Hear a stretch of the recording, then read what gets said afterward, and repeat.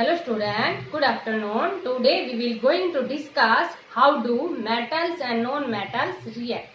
जो metals और non-metals है वो किस प्रकार से एक दूसरे से react करती है। तो जैसे कि प्रीवियस वीडियो में हम पढ़ चुके हैं मेटल्स और नॉन मेटल्स क्या होती हैं, उनकी केमिकल प्रॉपर्टीज क्या है, फिजिकल प्रॉपर्टीज क्या है, इन सब के बारे में हम डिस्कस कर चुके हैं। तो जैसे कि आपने देखा था कि मेटल्स वो होती हैं जिनके वैलेंस सेल में जो इलेक्ट्रॉन होती हैं जिनको इजिली वो लॉस कर देती है, वैलेंस इलेक्ट्रॉन होती हैं जिसके लास्ट सेल में, जिसको हम वैलेंस सेल कहते हैं। और नॉन मेटल्स वो होती हैं जिनको अपना, देखो हर कोई मेटल्स हो या नॉन मेटल्स हो, हर कोई अपने ऑक्टेट को कंप्लीट करना चाहती है, मीन्स अपने सेल को कंप्लीट करना चाहती है। तो अब जो नॉन मेटल्स हैं उनको इलेक्ट्रॉन की नीड पड़ती है और मेटल्स है वो इलेक्ट्रॉन को इजीली लॉस कर देती है। इट मीन्स नॉन मेटल को नीड है, मेटल्स लॉस कर रही हैं, तो दोनों आपस में क्या बना लेती हैं, बॉन्ड बना लेती हैं। मीन्स दोनों आपस में रिएक्ट कर देती हैं और जो बॉन्ड बनता है इनमें वो आयनिक बॉन्ड बनता है। तो वो आयनिक बॉन्ड क्या होता है, किस प्रकार से उनके बीच में बॉन्ड बनता है, यही सभी हम डिस्कस करेंगे। तो कुछ जैसे कि जो हम पीछे पढ़ चुके हैं उसके बारे में ही आपको नोट करना है नोटबुक में कि मेटल्स और नॉन मेटल्स के बारे में। जैसे कि जो मेटल एटम होते हैं, मेटल्स या जो मेटल एटम होते हैं उनके पास, आपको पता है उनके पास क्या होते हैं, सरप्लस इलेक्ट्रॉन होते हैं। तो मेटल एटम है surplus electron. Surplus electron means उनके जो वैलेंस सेल होता है उनके अंदर इलेक्ट्रॉन होते हैं, surplus electron in their valence cell. जो वैलेंस सेल होती हैं उनके अंदर, जैसे कि अभी हम डिस्कस करेंगे कुछ एलिमेंट के बारे में, तो पहले आप नोट कर लो इनको कि मेटल एटम है उनके पास सरप्लस इलेक्ट्रॉन होते हैं इन देयर वैलेंस सेल के अंदर। और जो नॉन मेटल होती हैं, नॉन मेटल एटम होते हैं, उनको नीड होती है, ये आप जानते ही हैं, नीड सम इलेक्ट्रॉन। कि जैसे कि मान लीजिए हम कोई भी नॉन मेटल की बात करते हैं तो उसको अपना ऑक्टेट कंप्लीट करने के लिए तो उनको कुछ इलेक्ट्रॉन की नीड होती है, some electron in their valence shell, in their valence shell. समझ में आया बेटा? अब देखो जैसे कि मेटल एटम है उनके पास सरप्लस इलेक्ट्रॉन है और नॉन मेटल है उनको नीड है इलेक्ट्रॉन की, तो इसलिए हम क्या लिख देंगे कि जो by losing electron, surplus electron है तो क्या करेंगे, ये लॉस कर देंगी। तो बाय लॉसिंग इलेक्ट्रॉन्स मेटल्स है, देखो जब इलेक्ट्रॉन को लॉस करती है, जैसे कि मान लीजिए हमने पढ़ा भी था और अभी हम डिस्कस भी करेंगे इनके बारे में, तो जब कोई भी मेटल एटम है वो लॉस करती है तो उसके ऊपर पॉजिटिव चार्ज आ जाता है। तो by losing electron metal atom change to, metals atom change to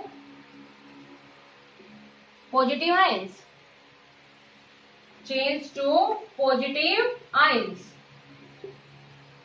known as a, जिसको हम क्या कहते हैं, कैटाइंस बोलते हैं। जैसे कि एनाइंस होते हैं, ऐसे ही हमारे पास जो पॉजिटिव चार्ज होता है उनको हम क्या बोलते हैं, कैटाइंस बोलते हैं। तो जो by losing electron metal atom है वो चेंज होके कैसा आ जाता है, पॉजिटिव आयन है, जिसको हम क्या बोलेंगे, कैटाइन बोलेंगे। ठीक है बेटा? और bye gaining electron, bye gaining electron non metal atom है, नॉन मेटल एटम है उसके ऊपर चेंज टू, चेंज होके कैसा चार्ज आ जाएगा, negative ions, change to negative ions. जानते हो बेटा इनके बारे में? तो आप नॉन एज, जिसको हम क्या कहते हैं, एनायंस बोलते हैं। समझ में आया बेटा? तो पॉजिटिव चार्ज जब गेन कर रही है तो उसको हमने क्या बोला, कैटाइंस बोला, और नेगेटिव चार्ज गेन कर रही है उसको हम क्या बोलते हैं, एनायंस बोलते हैं। इट मीन्स हम क्या देख रहे हैं कि एक के ऊपर पॉजिटिव चार्ज आ गया और दूसरे के ऊपर नेगेटिव चार्ज आ गया, तो वो आपस में क्या बना लेती है, बॉन्ड बना लेती है। क्योंकि कोई भी जब हम कंपाउंड की बात करते हैं तो वो न्यूट्रल होता है, जैसे एटम है वो भी क्या होता है हमारे पास, न्यूट्रल, लेकिन इनके पास सरप्लस इलेक्ट्रॉन होते हैं इसलिए लॉस कर देती है इलेक्ट्रॉन को, और इनको अपना ऑक्टेट कंप्लीट करने के लिए इलेक्ट्रॉन की जरूरत पड़ती है, इसलिए क्या कर लेती है, गेन कर लेती है। गेन करती हैं तो एनायंस बन जाते हैं। इतनी बात समझ में आई बेटा? तो देखो आप कुछ इलेक्ट्रॉन्स हैं उनके कॉन्फ़िगरेशन की बात करते हैं। जैसे कि कुछ मेटल्स हमारे पास नोबल मेटल भी होती हैं, नोबल मेटल मीन्स ना तो उनको जरूरत होती देने की और ना ही लेने की जरूरत होती। तो जैसे कि ये आप नोट कर लेना। उसके बाद में हम कुछ एलिमेंट्स हैं उनके बारे में डिस्कस करते हैं, कुछ एलिमेंट के कॉन्फ़िगरेशन के बारे में डिस्कस करते हैं, फिर हम किस प्रकार से रिएक्ट करती हैं इनके बारे में डिस्कस करेंगे। ठीक है बेटा। तो अब हमारे पास क्या है, कुछ इलेक्ट्रॉन्स हैं उनके कॉन्फ़िगरेशन की बात करते हैं। तो जैसे कि मान लीजिए यहाँ पर तो हम क्या ले लेते हैं, टाइप ऑफ एलिमेंट ले लेते हैं कि किस टाइप का एलिमेंट्स है हमारे पास। Types of elements means noble metal है या हमारे पास मेटल्स है या नॉन मेटल्स है। तो यहाँ पर तो हमने क्या ले लिया, टाइप ऑफ एलिमेंट्स ले लिया। सेकंड में हम एलिमेंट का नेम लिखेंगे यहाँ पर कि किस प्रकार का हमारे पास एलिमेंट है। थर्ड में हम एटॉमिक नंबर लिखेंगे, उसका एटॉमिक नंबर कि कितने इनके एटॉमिक नंबर है। और फिर इसमें हम क्या लिखेंगे, इलेक्ट्रॉनिक कॉन्फ़िगरेशन लिखेंगे, उनका कॉन्फ़िगरेशन। ठीक है बेटा।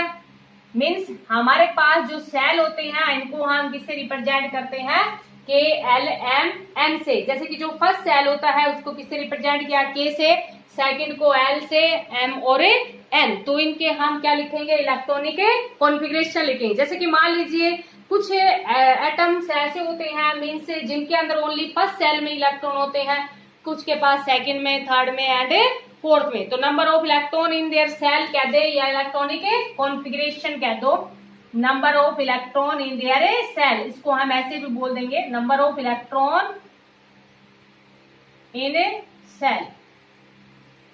समझ आया बेटा। तो देखो आप टाइप ऑफ एलिमेंट की बात कर रहे हैं। तो टाइप ऑफ एलिमेंट के लिए जैसे कि स्टार्टिंग में हम बात कर लेते हैं किसकी, नोबल गैसेस की बात कर लेते हैं या नोबल मेटल की बात कर लेते हैं। ठीक है बेटा। तो नोबल वो होती है जिनको ना तो लेने की जरूरत पड़ती ना ही देने की जरूरत पड़ती, जिनकी वैलेंसी जीरो होती है उनको हम क्या कहते हैं, नोबल बोलते हैं। ठीक है बेटा। तो जैसे कि हमारे पास एलिमेंट है वो क्या ले लिया, हीलियम। सिंबल क्या होता है, He। एटॉमिक नंबर कितना होता है, 2। तो देखो बेटा फर्स्ट सेल में आ जाएंगे, ना तो इसको लेने की जरूरत है और ना ही इसको देने की जरूरत है। ठीक है बेटा। अब जैसे कि मान लीजिए हम नियोन की बात कर ले, एक दो एलिमेंट ले लेते हैं, इससे आपको समझ आ जाएगा। नियोन है उसका एटॉमिक नंबर कितने नंबर पे आता है, ये 10 पे आता है। तो फर्स्ट में कितने हो गए, 2, और सेकंड में कितने आ गए बेटा, 8। देखो अब इसको ना तो लेने की जरूरत है और ना ही देने की जरूरत है ना, क्योंकि फर्स्ट में 2 है, सेकंड में हमारे पास कितने हैं, 8। देखो हर कोई अपना ओटेट कंप्लीट करना चाहता है, मीन्स हर कोई अपना सेल कंप्लीट करना चाहता है जो लास्ट सेल होता है, क्योंकि चाहे उसमें ये नहीं होता कि फर्स्ट हुआ या सेकंड हुआ, हर कोई, क्योंकि जब स्टेबल हो जाता है ना उसको लेने की जरूरत है ना ही देने की जरूरत है, तो वो अपने आप में क्या हो जाता है, एक स्टेबल। ये आपको नोट करना है बेटा, ये टेबल भी। अब जैसे कि आपके पास हीलियम है, नियोन, एक हम बात कर लेते हैं आर्गन की बात कर लेते हैं। तो आर्गन का एटॉमिक नंबर कितना होता है, 18। ठीक है बेटा। सिंबल कितना होता है, Ar। एटॉमिक नंबर कितना है, 18। तो इसके देखो कितने हो गए, फर्स्ट सेल में 2, सेकंड में 8 और थर्ड में 8। देखो ये भी कंप्लीट है ना, तो इसको ना लेने की जरूरत है ना ही देने की जरूरत होती है। तो मेटल जो नोबल मेटल होती हैं उनको किसी प्रकार के ना तो उनके पास सरप्लस इलेक्ट्रॉन होते हैं देने के लिए, ना ही उनको अपना सेल कंप्लीट करने के लिए इलेक्ट्रॉन की जरूरत होती है। ठीक है बेटा। तो नोबल मेटल है जिनकी वैलेंसी हमारे पास कितनी होती है, 0। इसको नोबल गैसेस भी बोल देंगे या हम क्या कहते हैं, नोबल मेटल बोल देंगे। ठीक है बेटा। अब हम बात करते हैं मेटल्स की। टाइप ऑफ एलिमेंट्स में हमने क्या ले लिया, मेटल्स। तो मेटल्स में जनरली आप कोई भी मेटल्स ले लेना बेटा, क्योंकि हम 3-4 का रिप्रेजेंट करके दिखा रहे हैं आपको कि उनके पास सरप्लस इलेक्ट्रॉन होते हैं। ठीक है। तो जैसे कि जनरली हम सोडियम ही ले लेते हैं।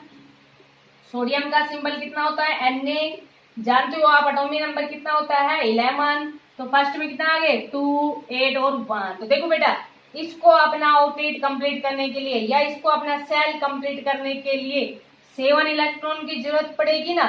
अब नियर बाई ऐसा कोई भी नहीं है कि जो 7 दे दे, तो इसलिए क्या कर देगा, 1 इलेक्ट्रॉन को इजिली लॉस कर देगा, और लॉस करके इसके ऊपर चार्ज कैसा आ जाएगा, पॉजिटिव।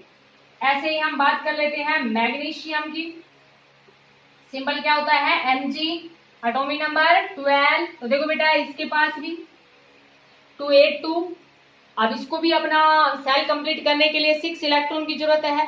6 इलेक्ट्रॉन काफी ज्यादा होते हैं कोई भी जो नियर बाय देने के लिए, काफी ज्यादा एनर्जी की जरूरत पड़ती है, इसलिए ये भी क्या करता है, इजिली लॉस कर देता है और इसके ऊपर +2 चार्ज आ जाता है। ऐसे ही हम बात करते हैं किसकी, एल्यूमिनियम की बात कर लेते हैं।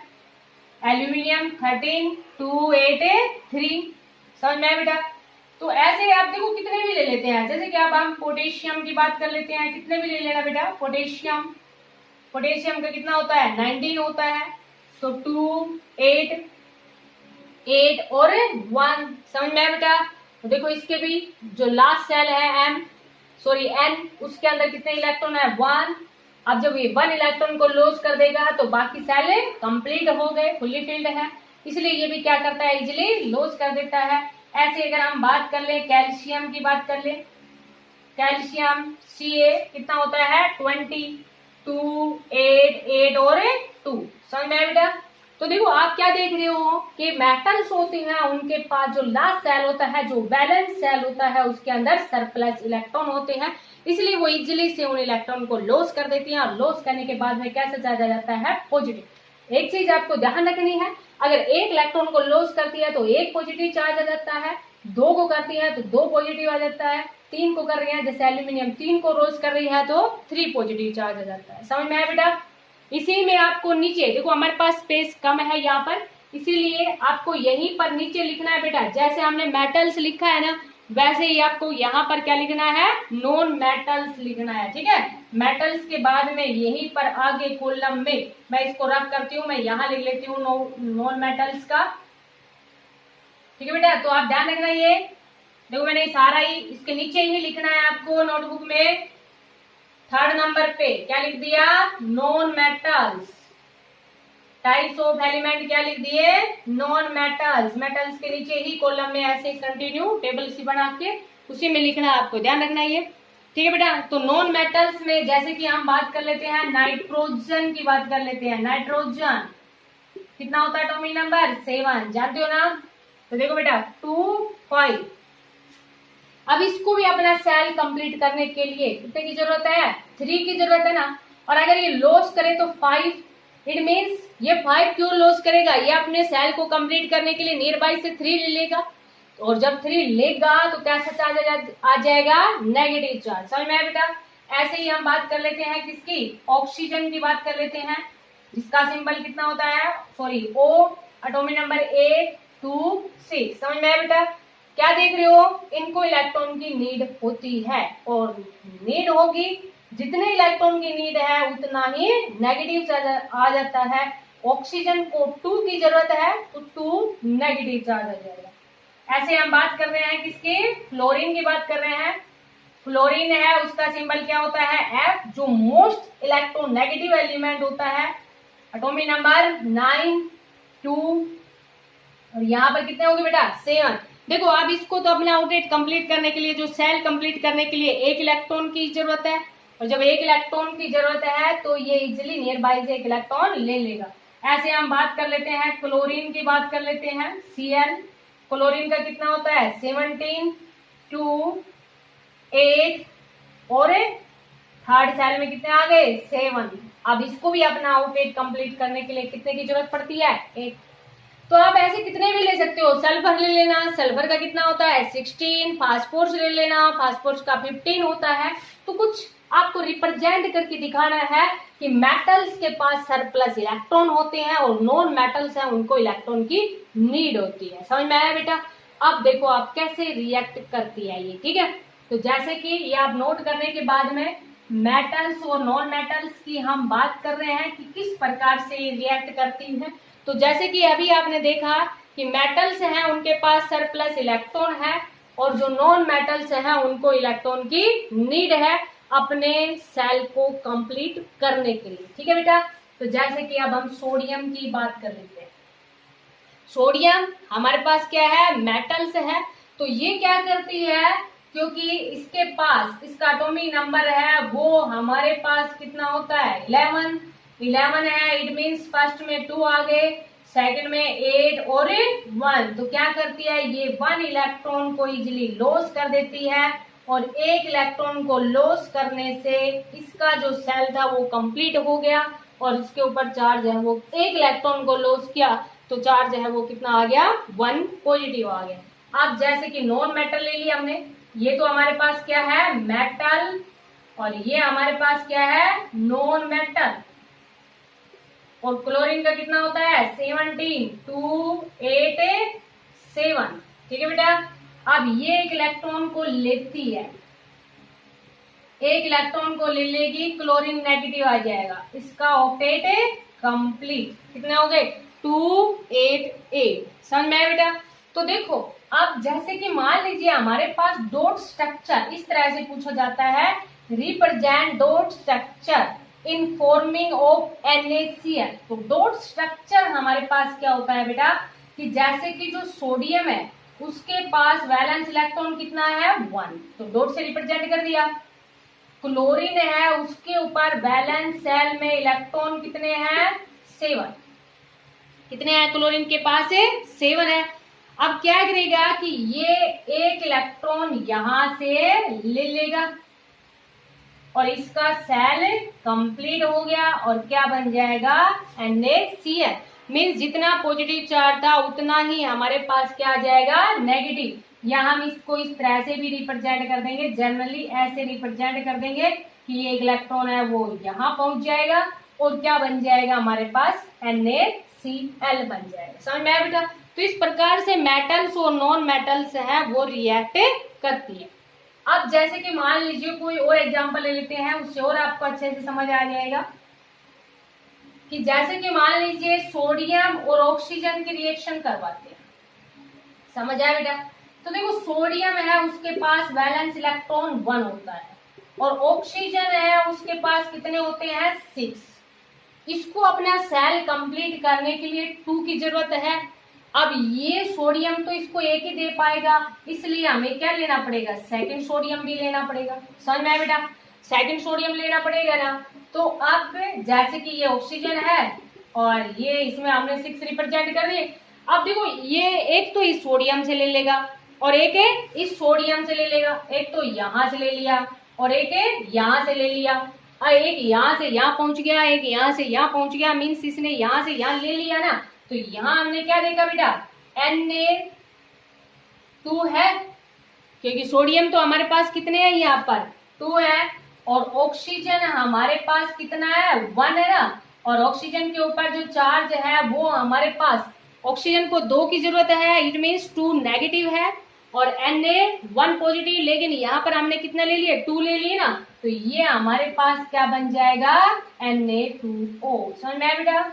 ये आपको पहले भी समझा दिया था स्टार्टिंग में ही जब रिएक्शन की बात कर रहे थे कि जैसे कि ऑक्सीजन है उसके 2 इलेक्ट्रॉन की जरूरत है तो 2 सोडियम लेने पड़ेंगे। जैसे कि आपको ध्यान हो Al2O3 की बात की थी, तो आपको ध्यान है ना एक ऑक्सीजन की -2 होती है, एक एल्यूमिनियम की 3 होती है। इट मीन्स ये हमें 2 लेने पड़ेंगे, ये हमें 3 लेने पड़ेंगे, तो क्या बन जाएगा Al2O3। समझ में आया बेटा। तो इस प्रकार से मेटल्स और नॉन मेटल्स है वो रिएक्ट करती है। अब इनके पास जो मेटल्स और नॉन मेटल्स आपस में रिएक्ट करती हैं और फिर रिएक्ट करने के बाद में देखो ये यहाँ से इलेक्ट्रॉन लिया, इसने यहाँ से इलेक्ट्रॉन लिया, इट मीन्स इनके बीच में क्या बन गया एक बॉन्ड बन गया और उस बॉन्ड को हम क्या कहते हैं आयनिक बॉन्ड कहते हैं। समझ में बेटा। तो ये सब आप नोट कर लेना। उसके बाद में लिखना द अपोजिटली, क्या लिखोगे द जो अपोजिटिवली चार्ज्ड आयन है, the oppositely charged ions. Oppositely charge ion means जैसे कि मेटल्स हैं उनके पर पॉजिटिव चार्ज है जिसको कैटायंस का नाम बोला है। नॉन मेटल है जिनके ऊपर नेगेटिव चार्ज है जिसको एनायंस का नाम लिया है। तो जो अपोजिटली चार्ज आयन्स हैं आर ड्रॉन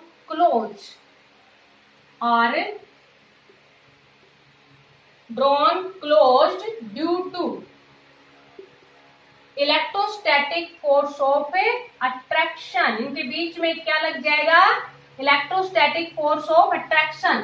जो चार्ज पार्टिकल्स होते हैं उनके बीच में जो फोर्स लगता है उसको हम क्या कहते हैं electrostatic force of attraction and result in a bond.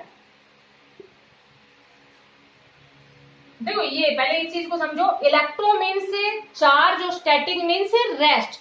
जब चार्ज पार्टिकल्स होती हैं उनके बीच में, जैसे कि हमारे पास ग्रेविटेशनल फोर्स है, वैसे ही हम बात करते हैं किसकी, इलेक्ट्रोस्टैटिक की। तो जो चार्ज पार्टिकल्स होते हैं उनके बीच में जो फोर्स बनता है, उस जो फोर्स लगता है उसको हम क्या कहते हैं, इलेक्ट्रोस्टैटिक फोर्स ऑफ अट्रैक्शन कहते हैं। तो ये इलेक्ट्रोस्टैटिक फोर्स ऑफ अट्रैक्शन के कारण क्या कर लेंगे, रिजल्ट इन ए बॉन्ड, एक बॉन्ड बना लेंगे, और नोन एज, उसी बॉन्ड को हम क्या कहते हैं, known as a ionic bond. और इलेक्ट्रोवैलेंट, ध्यान रखना बेटा, इसको हम क्या कहते हैं, इलेक्ट्रोवैलेंट बॉन्ड भी कहते हैं, क्योंकि इलेक्ट्रॉन का आपस में ट्रांसफर करने से ये बॉन्ड बना है, इसलिए इसको क्या बोल देते हैं, इलेक्ट्रोवैलेंट बॉन्ड भी बोल देते हैं। और आयंस का ट्रांसफर करने से बना है, इसलिए इसको क्या बोल देते हैं, आयनिक बॉन्ड भी बोल देते हैं। तो नेक्स्ट जो वीडियो होगी उसमें हम प्रॉपर्टीज की डिस्कस करेंगे कि आयनिक बॉन्ड है उसकी क्या क्या प्रॉपर्टीज होती हैं। तो इसको आप अच्छे से समझना। Thank you, have a nice day.